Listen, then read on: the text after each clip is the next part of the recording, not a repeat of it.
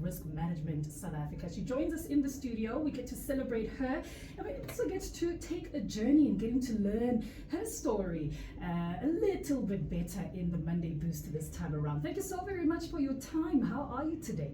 I am very good. Thank you for having me. An absolute pleasure to have you. You know, just to share with our listener, off air, I was checking just how to pronounce your name, and you said Coveney, like COVID. Before COVID, how did you tell people?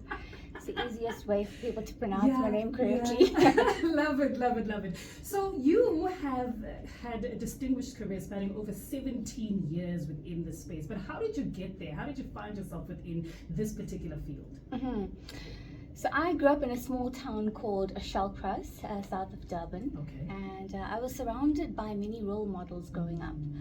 And I think I was surrounded by a lot of chartered accountants. So that's really where it started to, I want to say, the seed was planted inside of me to decide that this was a path that I wanted to follow. Chartered accountants in our community were very respected. They were also great mentors. They were also people that would support all of the children in the community. And I think at that moment I decided that I wanted to be like that. And that's really how I want to say the seed was planted for me to head into the finance profession. Well, the journey getting there, you know, you say you come from a very small town and you know, you were observing clearly other people and you were able to attach a certain level of prestige, right, within this particular field. But for you, making the step and actually going forward and following this path, was it an easy one? The CA route, for anyone who's been through it, knows it is not an easy route. I actually failed my board exam the first time round, and I'm not afraid to share that because I believe that, you know, sharing things that have been speed bumps in our life is what inspires people. I grew up in a small town, like I mentioned. It was so small that if you had drove past it and you blinked, you'd probably miss it. So, you know, it was a community that was filled with love, with nurturing, and everyone supported each other, and that was phenomenal to grow up in that environment. My parents have always instilled in me to aim for excellence, and I think that is what has kept me grounded, that is what has kept me focused on, you know, my earlier years as maneuvering and becoming a chartered accountant. I was also very fortunate to do my articles at Deloitte. So that was an incredible experience, great company to start with, and also a great company to be nurtured and to learn the ins and outs of auditing and accounting. So I'm happy that you spoke about, you know, having flunked your first, you know, board. Do you call it board? And, you know, I've heard of many people who have gone through this journey as well. Some, you know, more than once even, right? And maybe getting it after their third try. It's quite the humbling experience, right? Especially if you have these plans for yourself, you're excited to journey into this and you work hard, only for it to come back and not being the desired result. So maybe talk to us about what that experience taught you, maybe just about yourself or just the career in itself. I think it was the first time I ever failed anything, and that was huge for me. I mean, I even passed my driver's license the first time, and that shocked people around me. That really shocked my own family. But I think, you know, there is, I want to say, power and there's grace that you learn when you don't get things the first time round. I think it makes you stop and reflect as to whether you really want this in your life, whatever it may be. And for me, being a CA and having that ability to impact lives, because that's what it does ultimately. It gives you that, I want to say, channel to be able to impact lives. It was something that I had committed my mind to doing, and I wasn't going to let, you know, an exam stop me from that. So it just encouraged me to be better, to put in more effort, and it taught me resilience, right?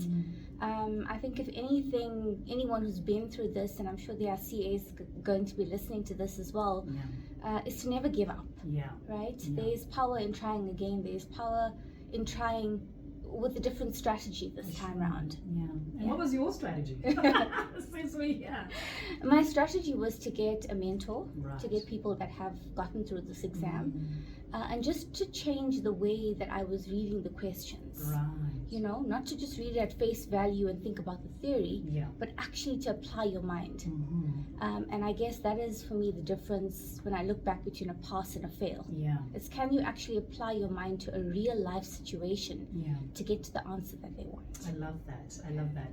And obviously, you know, with life and how things go, we're more than one thing, right? Yes. We are not just our careers. I think the older that we get exposed to more and more things, and there's this yearning to want to do more, to be some kind of change, to affect some kind of change. So you yourself are quite passionate around gender equality, and you have a passion for social justice as well. In what ways does this manifest itself? I'll give you a real life example. Please. So we are currently in 16 days of activism. And I think that, you know, being a CA is one part. It's a part of your professional career. But as women, I honestly believe that we are multifaceted. There are many things that we are called to do here on our journey on earth. And it is on us to make sure that we are living a life of fulfillment. I talk a lot about purpose and passion in the motivational, you know, talks that I give. And I think it is very important for us to find something more to be able to give back an impact. And that's really what I've been doing with my platform, Boss Babes of South Africa. We have been change agents since the time we started in 2020, and really advocating, especially now that we're, you know, in the 16 days of activism. But beyond that, how do we change those narratives? How do we make spaces that women exist in safer and more healthy for them to be able to thrive, succeed, and excel in what they do? For sure. And you mentioned something that's piqued my interest, and I wanted to learn a little bit more about the work that you do with Boss Babes before we talk about the award. Sure. But you established it in 2020, which, I mean, everybody, for me, is just like, oof. Who starts anything in 2020? We're in the thick of COVID, and this pandemic that's just ravaging the entire world. What motivated you to start at that particular time, and how did it start? Especially because the world was effectively closed. The world was effectively closed. I've always been a very solution-driven individual. So the minute I heard that we were going into lockdown and level 5, there was a lot of anxiety around me. I thought to myself, how do we take this and turn it into something, you know, a bit more positive? How can I use my voice on a digital platform to start to inspire people, motivate and uplift people? Because those are things that come very naturally to me as a leader. And I would go onto Instagram, I would, you know, post quotes, I would talk about the way people were feeling, I would bring on guests. And before I knew it, the platform was booming in terms of numbers, in terms of reach, engagement, followers. And I think for me, that was just testament to being able to create a proudly South African brand. Something that resonates with the challenges that women face, especially the challenges that women of color face. And I think that this was, you know, the first step to starting to have transformative conversations that people often are feeling too uncomfortable or too scared to have. And this is really what Boss Babes of South Africa is about, having those conversations that often are swept under the rug because it makes certain people in a room feel uncomfortable. So we think we shouldn't speak about it at all. For sure. And that's really what I created it for, to break those barriers, change those narratives. And let's talk about the challenges. Let's talk about how we overcome them. Let's talk about how we you know, break down the constructs of privilege, for example. What does that mean? You know? Talk to us a little bit more. I mean, you do have the space. We've already gone into it. Let's expand a little bit more the work of Boss Babes, and maybe any proud moments that you can share with us. I think when Boss Babes of South Africa started to boom, there was a lot of media interaction and people calling me for interviews. I had not personally realized that it had grown so big. And when these huge media companies were calling me, I honestly thought it was a prank. I thought it was someone during COVID was bored and one of my friends wanted to prank me and see the reaction. But yeah, I soon realized that for me, what has been my hugest success factor through creating Boss Babes of South Africa is lending my voice to topics that need to be spoken about. Gender equity, women being respected in workspaces, women being honored, pay parity is another thing that is so taboo. You're not supposed to talk about, your pay with other people. Yeah. Why? Why is there no transparency about pay? If you're doing role A and I'm doing role A, we're doing exactly the same role. We have exactly the same title. Yeah. Same Why? Rating, same everything. Why is that now seen to be so contentious? You know, if honesty and integrity is meant to lead in general corporate South Africa, why is that something we don't talk about? You know, when women are overlooked for promotions, when they're given double the workload, when they're asked to prove themselves, why is that overlooked? Why don't we have honest conversations about it? I think for me it's just been a real I want to say highlight in creating Boss Babes of South Africa, to say, you know, diversity, equity, inclusion and belonging. We talk about a lot, especially in corporate settings. We advocate a lot. But I think for me what's been really important is to actually understand what is happening inside. 100%. What is the experiences of women that I mentor, for example, because I mentor a lot of young CAs that are in corporate South Africa at this point. And to be able to see what is that actual gap between what you're marketing. Because marketing is, I want to say, easy to do when you have a lot of money, right? You can put out fantastic marketing. But for me, what is the actual experience that people are having, being women, trying to maneuver or climb ladders in an environment, trying to lead? What are those challenges?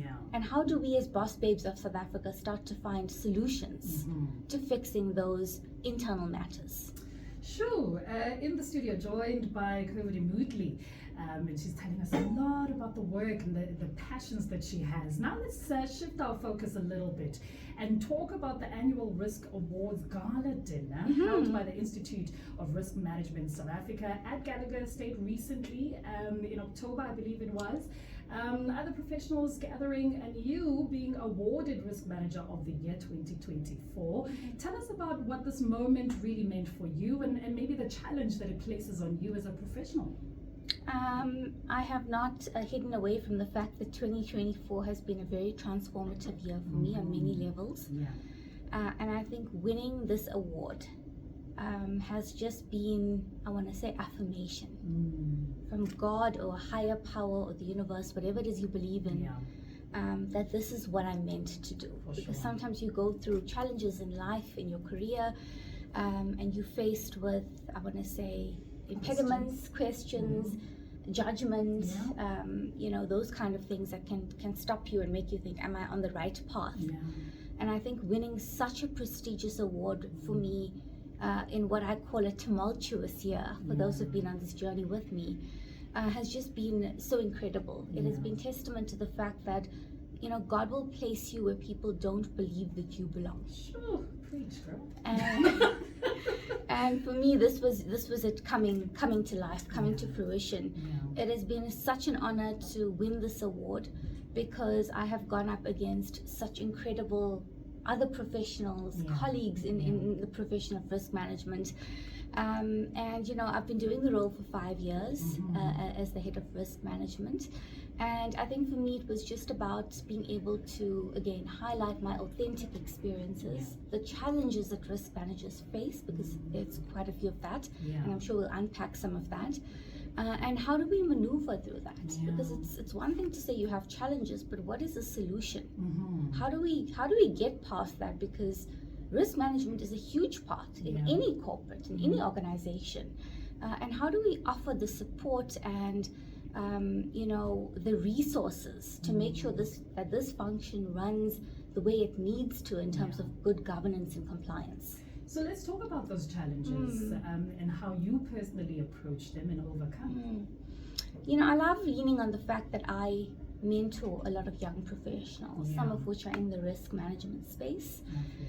I think a risk management takes a certain type of personality, and I say this with the utmost respect, because as a risk manager, I'll give you an example. You often find yourself debating.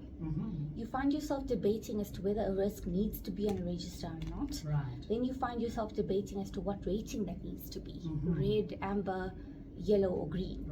And often you are having these discussions with very senior members within an organization, often ExCo, very senior leadership. So, there's an element of saying that I enjoy this element of debate, because not everyone does. I do. I was almost born for it to say, tell me why. Sure. Explain to me why. Right. And be able to take that and I want to say, lend your experience and your skill to this person to say, this is why I believe we need to report on this. This is why I believe it's a red risk and it's important. The other component of it is that risk management is often, our risk reports go up to a board level. Yeah. It then becomes part of what we call public interest. Right. So it's not just about reporting to a particular company that you're working for. It's greater and bigger. Sure. It is the public that is reading those reports and deciding, making decisions, deciding on whether they want to invest in a particular company or not. And that's not something that I can ever take lightly. Right. So I think for me, it is very important if you're in the risk management space, and I'm sure there are risk managers listening to this, and I'd love to hear from you if you've had similar challenges, is that, you're going to have quite a headstrong perspective. Yeah. Because we as risk managers and also as CAs, we've got to report on things accurately, completely, and transparently. Transparency is a huge thing. Yeah. We can't, I want to say, sugarcoat things or, put a cloud over certain things. It is very important that when we sign off on a report, that we are being as accurate and honest as possible. Sure. Now having received this honor, we're obviously at the end of 2024, I wonder how it shifts perhaps your perspective as we go into a new year, the energy that you have, the zeal, the vigor, and also just the sense of purpose then that it reignites in you, not just, in your work as a CA, but also in your work with Boss Babes. Absolutely. I think whether you know it or not, every single one of us is managing risk every single day in some way or form, right? Yeah. I manage risk to get here to the studio earlier than usual because I've never been here before. Sure. We all, when we think about how we're doing things in a day, there's an element of risk management that's happening there. Identification, analysis, and then mitigation. Yeah. So I think for me, winning this award is now about being able to give back my knowledge, my skill. Right. I am currently on a short career break, and I am job hunting at this point. Okay. So I'm sure your profile looks super attractive. I hope my future employer is listening. Listen, that profile is glittering at the moment.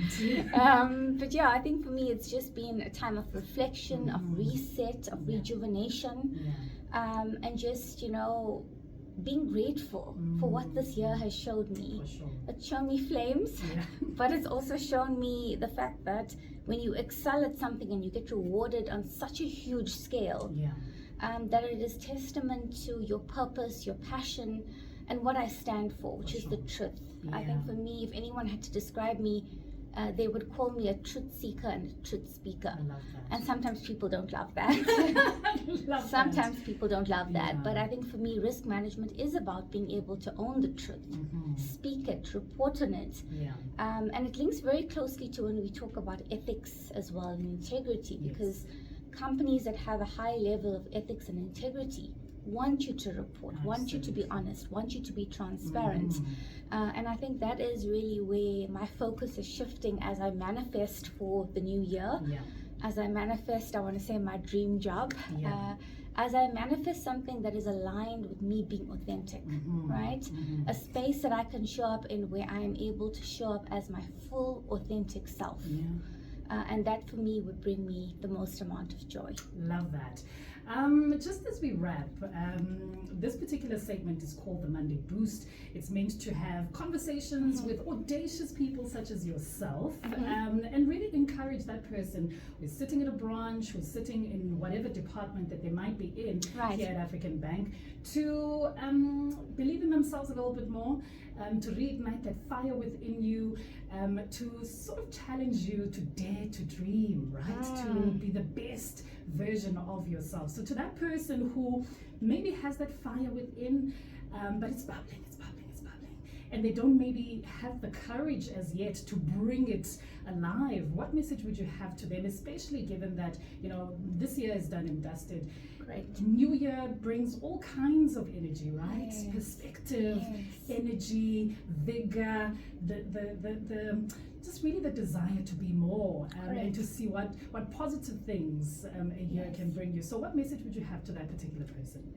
My message is that it is important for us to spend time to know ourselves, Absolutely. to know what we're all about, Mm-hmm. to know our ethical boundaries, Mm-hmm. our boundaries of which should not be crossed. Yeah. And I think a lot of us just, you know, assume what society tells us. Yes. This is what you must look like, this is what you must speak like, Mm-hmm. you know, this is what you must do. And I think there is power in introspecting and determining who we are as human beings. Because I think when you know yourself well enough, you know where you need to be, you know where your soul needs to sit, and you also know what you need to leave behind. And I think that's a good lesson as we head out of 2024. I think it's been quite a transformative year for many people that I've spoken to, and a lot of people have, I want to say, reiterated the fact that this year what was not meant for them has left them through different ways and different forms and ways they could never have even imagined. And I think it is about knowing yourself. What do you stand for? And being able to put your energy into something and spaces and places that are going to respect and honor you for who you are. Kongoni Moodley, named Risk Manager of the Year 2024 at the prestigious Annual Risk Awards Gala dinner held by the Institute of Risk Management South Africa. Thank you so very much for your time, the generosity of your time, and wishing you absolute greatness as we march into 2025. Thank you so much.